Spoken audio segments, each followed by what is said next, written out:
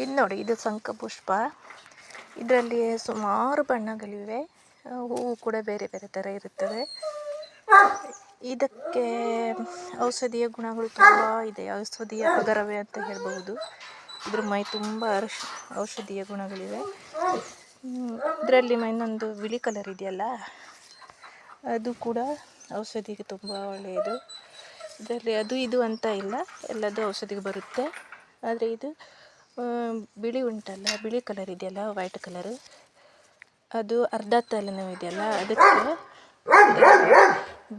ಬೇರಿದೆಯಲ್ಲ, ಬಿಳಿ ಬಣ್ಣದ ಶಂಖಪುಷ್ಪದ ಬೇರು, ಅದನ್ನು ಚೆನ್ನಾಗಿ ತೊಳೆದು ಅದಕ್ಕೆ ಸ್ವಲ್ಪ ಮಣ್ಣು ಕೂಡ ಏನೂ ಇರಬಾರದು. ಅದನ್ನು ಸ್ವಲ್ಪ ಬಿಸಿ ನೀರಲ್ಲಿ ತೊಳೆದರೆ ಇನ್ನೂ ಉತ್ತಮ. ಅದನ್ನು ಗಂಧದ ಕಲ್ಲಿನಲ್ಲಿ ತೇದು ಅದು ಕಣ್ಣಿಗೆ